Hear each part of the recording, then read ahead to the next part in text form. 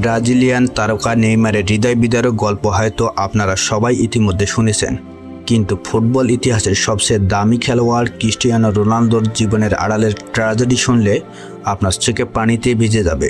যে মানুষকে তার মা জন্মের আগ থেকেই দুনিয়া থেকে মুছে দিতে চেয়েছিলেন, আজ শুনেন তার জীবনের 5টি সবচেয়ে বড় নির্মম সত্য। 1985 সালে পর্তুগালের এক চরম দরিদ্র পরিবার, মা মারিয়া ডলারেস, জানতে পারলেন তিনি গর্ভবতী, কিন্তু ঘরে খাবার নেই। বড় 3 সন্তানের মুখে অন্ন তুলে দিতে যেখানে হিমশিম খেতে হচ্ছে, সেখানে নতুন এক মুখ।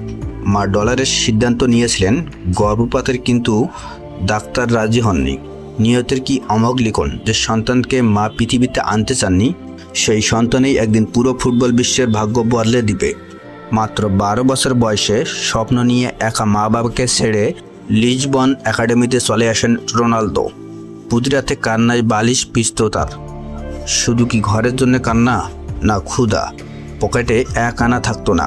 রাতে পেটে ক্ষুধার আগুন জ্বললে রোনালদো আর তার বন্ধুরা ডরমিটরি থেকে বের হতেন।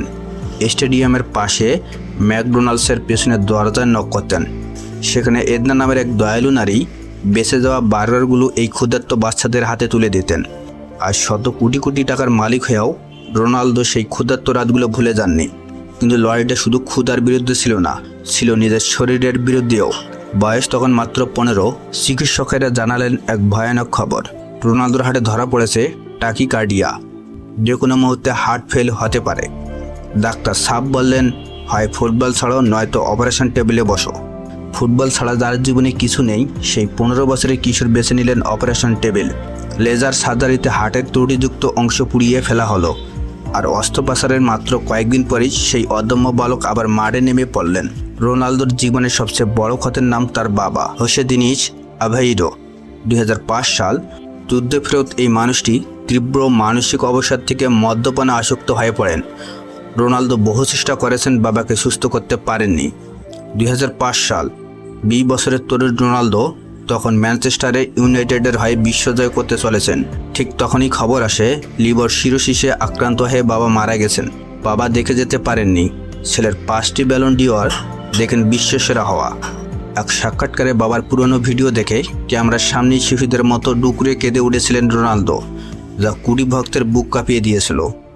মানুষ ভাবে অর্থ আর খ্যাতি হতে সব দুঃখ ভুলিয়ে দেয়, কিন্তু 2022 সালের এপ্রিল মাসে রোনালদো বুঝলেন নিয়তি কত নিষ্ঠুর হতে পারে।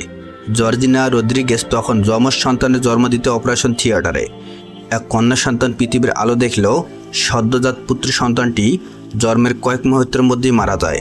মাঠের ভিতরে শত প্রতিকূলে দায়ও, যার চোখে পানি আসে না, সেই লৌহ মানব রোনালদো সন্তানকে হারিয়ে চুরমার হয়ে যান। জন্মের আগের প্রত্যাখ্যান, ক্ষুধার্ত রাত, 15 বছর হার্ট অপারেশন, বাবার অকাল মৃত্যু আর কোলের সন্তান চলে যাওয়া, এত কিছুর পরেও ক্রিস্টিয়ানো রোনালদো দমে যাননি।